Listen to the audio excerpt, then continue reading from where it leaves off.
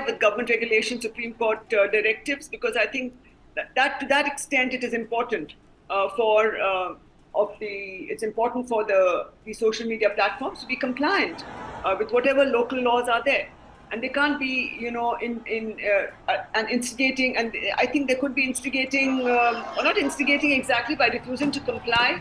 They left the government with little choice but to ban them, but after giving them time as well.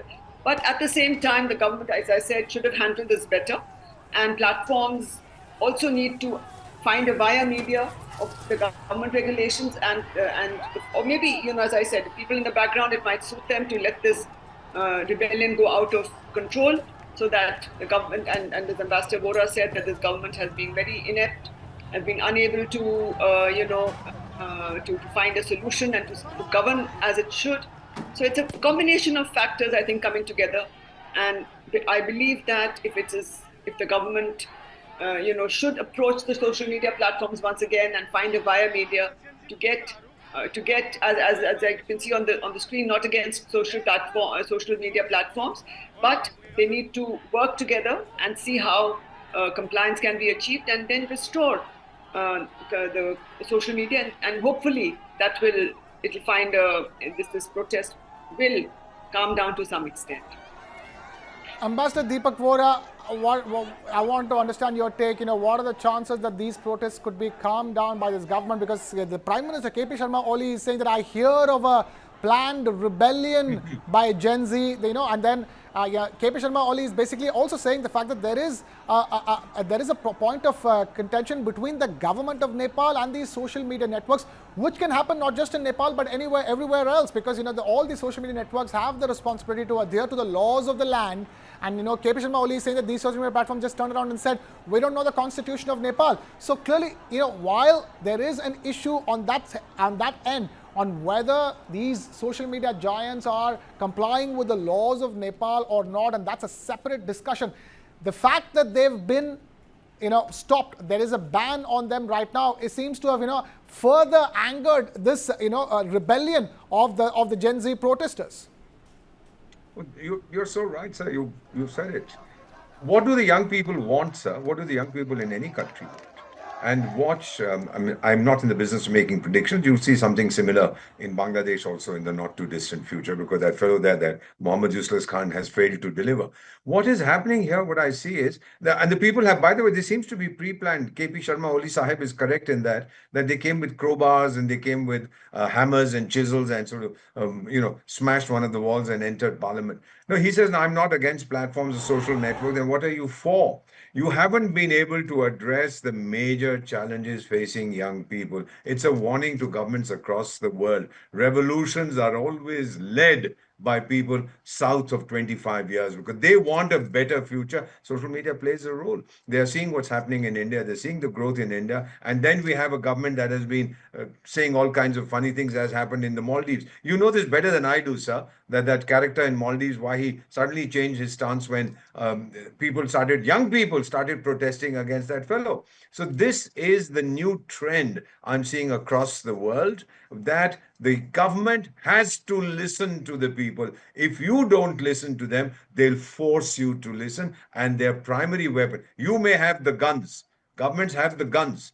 People, the young people, have social media. Try and disarm them, they'll disarm you. Sir, this is not the end, sir. This is the beginning of the end for the present regime. Protests are raging on in Nepal's capital, Kathmandu, and they have taken a violent turn as Gen Z demonstrators have stormed the country's parliament premises in New Baneshwar. Despite earlier pledges to remain peaceful, protesters breaking through police barricades and climbing over gates, prompting security forces to respond with tear gas and water cannons. We also understand that rubber bullets have been fired to disperse the crowd. We have Ambassador Deepak Vora, former Indian diplomat, Ambassador Manju Sheth, former Indian diplomat, with us on the broadcast, even as we bring you all the latest visuals of protesters breaking barricades, attempting to breach the parliament, clashing with security forces. Some protesters were seen climbing onto police guardhouses before security forces intervened. Protesters are demanding action against corruption and opposing the government's sudden shutdown of social media platforms. Bear in mind, Facebook, WhatsApp and other major social media platforms have been shut down in Kathmandu.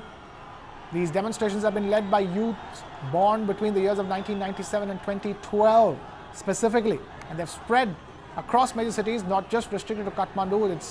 Protests are raging on in Pokhara, Batwal and Biratnagar as well. These are nationwide protests that are raging on in Nepal. Kathmandu's mayor has voiced his support for the youth and their protests. The Kathmandu District Administration Office has imposed a curfew till 10 p.m. tonight in key areas around Baneshwar. The curfew has been ordered under the Local Administration Act and covers areas stretching from New Baneshwar Chowk to Bijuli Bazar Bridge and from Tinkune Chowk to Shankhamul Bridge. This is Kathmandu we're talking about. There's a curfew in areas housing the Prime Minister, President and the Vice President. Ambassador Deepak Vora, it is as if these demonstrations have taken Nepal itself hostage, because if people were to look at these visuals and think that this is about Kathmandu, what's happening in Kathmandu, Kathmandu's mayor has supported these protests, there's a curfew in Kathmandu. It's not just Kathmandu. These protests are raging on across Nepal. You're so right. I'm told that WhatsApp has been suspended there, but then some of my friends from there, I don't know how they're doing it through virtual private networks, they're able to communicate with me. The mayor of Kathmandu, I've met him, he was in India not too long ago. He very clearly said that he had political ambitions. He wants to head the government. So naturally, he's now taking advantage. Sir, if I may put it in a sentence, and please forgive if there's any melodrama, this is a youth tsunami. No one in the world is able to deal with it except the Chinese, who send in the army and say, shoot down these fellows. But Nepal doesn't do that. The Nepalese have had a long tryst with insecurity. When the Maoist revolution went on for years and tens of thousands of people were killed. Now they have found, they were looking for stability. They want to get on with their lives, sir. Every young kid wants to have a vision of the future. And when they are frustrated at every level by these old chaps who form, as you rightly pointed out, one government every 5 weeks or something like that, they are frustrated. It's the frustration that you are seeing. And this frustration has come in all our neighbors, sir. It's been repressed in certain places, suppressed in others, but the wise governments like ours, they allow people to say what they have to. And then once that public, the anger sort of runs its course, then we find stability. So my own feeling is the worst is still to come before we see any improvement in the situation. And it is spreading, you have rightly said so, my friends from there have also said it's spreading to several other major cities across the country, despite the crackdown on communication. Sir, the people will find a way to protest, do what you want. Absolutely. Stay with us, Ambassador Deepak Vora. We have, in fact, Surendra Phuyal, journalist from Nepal, now joining us on the broadcast. Surendra Phuyal, talk to us. These protests are escalating with every passing hour in Kathmandu, and they're spreading to more and more cities across Nepal. Yeah, they started around the same time this morning, office hours, 10 o'clock. And then major cities saw protests by members of JNG primarily. And then things suddenly turned violent by midday. And then police had to be mobilized, and they were forced to use tear gas. They were forced to use even rubber bullets. At least one protester has reportedly died in Kathmandu this afternoon. And then several injured are receiving treatment. And still things have not come under control. Despite curfew that has been imposed at several places in Kathmandu, key areas, police forces are struggling to take the situation under control. And the government, the KPOL administration, we gather, is trying to hold a meeting to decide its next course of action. So things are quite volatile. It's Gen G. Quite popular word, between age 13 and 28, but then there are reports say there are infiltrators from other political forces other political parties, those supporting Kathmandu Mayor Balin Saha, who openly, call upon youth to take to the streets, and the Rashtriya Prajatantra Party, the pro-monarchy party, they also wanted to come. The controversial businessman Durga Prasad.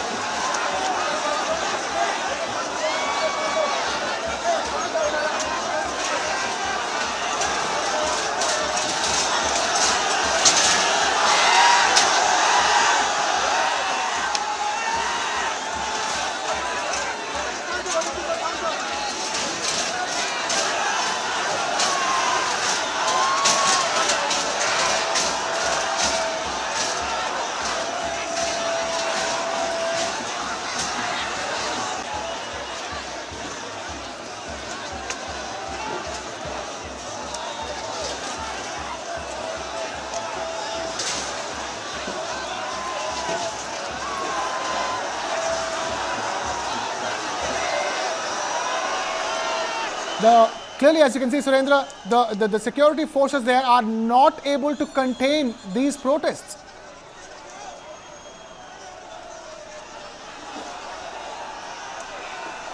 Ambassador Deepak Vora, look at these visuals. It clearly looks as if the security forces can't do anything from stopping when it comes to stopping these protesters.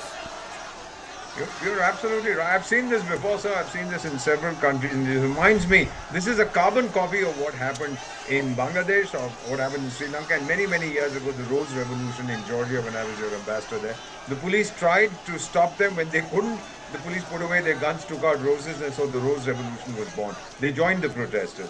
I wouldn't be surprised if this happens here, because the police is also suffering. They are young officers. They have families to look after, etc. And they don't owe any kind of loyalty, I believe, to a regime that is insensitive to the needs of the people of Nepal. Nepal is in crisis. Let's not use polite words. How they will get out of this crisis, they'll have to look for support from their friends. We are not going to intervene. We'll come out with some anodyne statement that it has to be resolved by the people themselves. But I do believe that behind the scenes, we'll play a role in trying to calm the situation, because Nepal's stability is important for us. China would like to see total instability there, but we would be very happy if the situation stabilizes. If there's government change, so be it. But the people's concerns have to be listened to. And sir, if Prime Minister KP Sharma Oli is listening to your channel, which is insanely popular even in Nepal, all I'll tell him is, Mr. Prime Minister, you have proved that the lesson of history is that there is no lesson of history.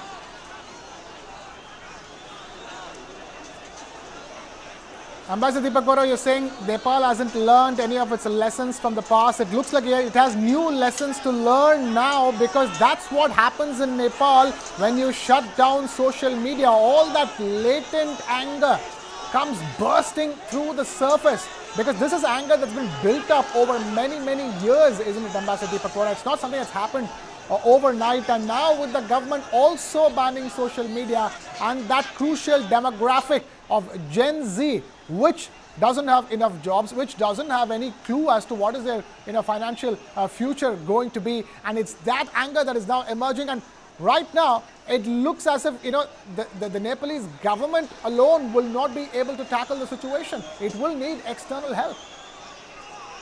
Sir, external help in terms of, I don't know whether people will send in police forces and so on. You know, sir, the median age in Nepal, which means half the population below that, half above that. For us in India, it's 29.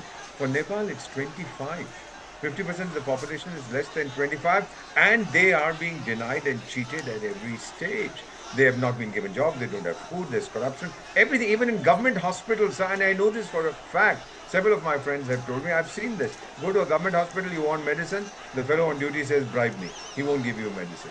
Sir, कहते हैं ना हिंदी में पाप का घड़ा भर गया sir. The people have had it. They've taken to the streets. I think that the police will also, probably in a little while from now, they'll be withdrawn or they'll be told to go back to the barracks.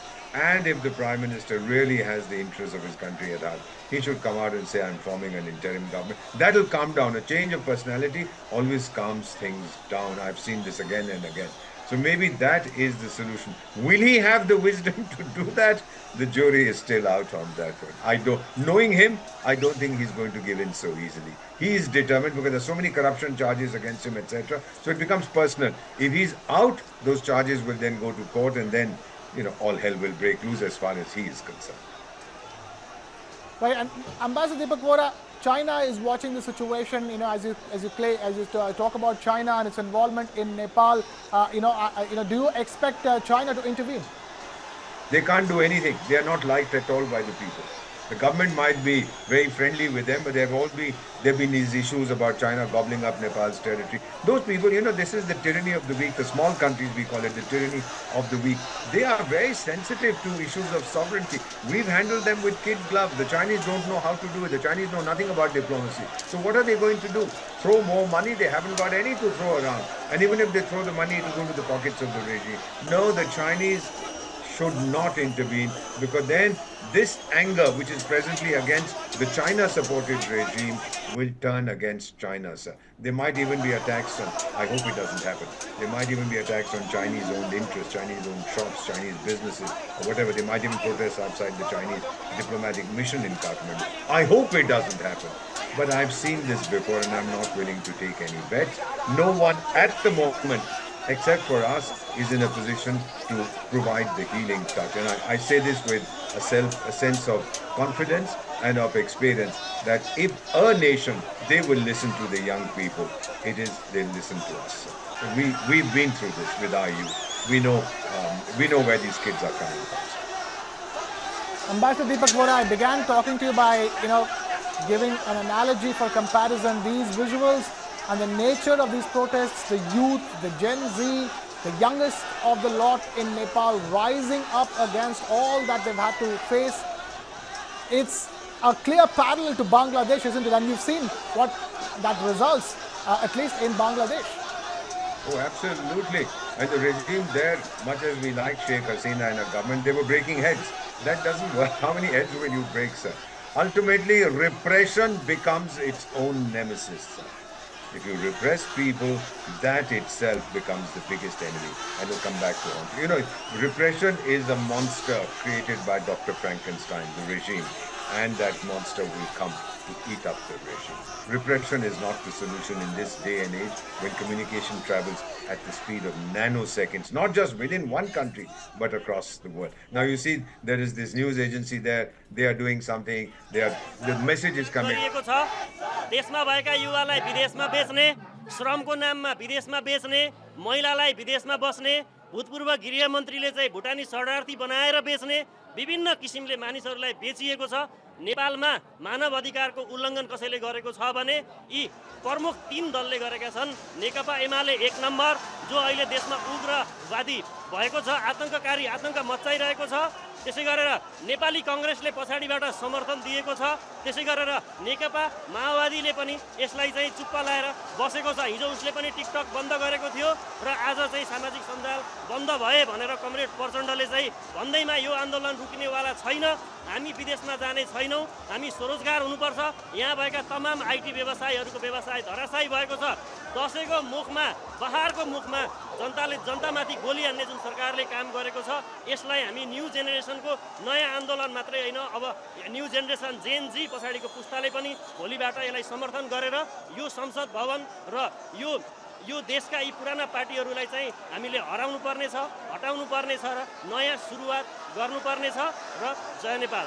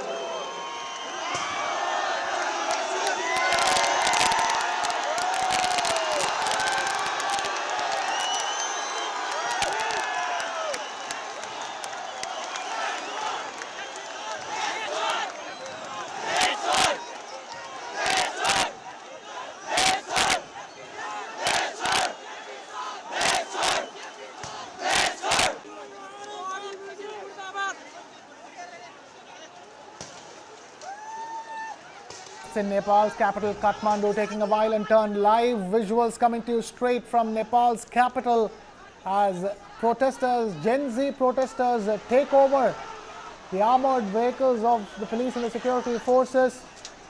The police and the security forces are unable to contain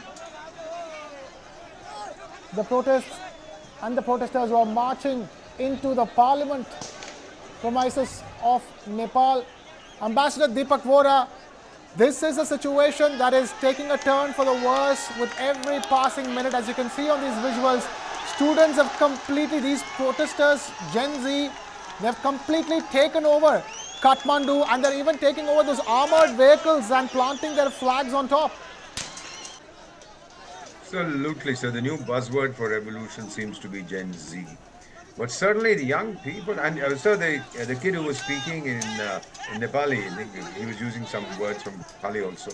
What I could understand, he was saying, he was talking exactly about this. The politicians stay out. What about corruption? What about unemployment? What about soaring prices? And this is exactly the thing that have been bothering them. Agriculture in that country is declining. It used to be the mainstay. And now they are using all kinds of, fudged figures to show what a great nation it is and how fast they are racing ahead towards development. But no, it's the people who are at the receiving end, and the people have spoken.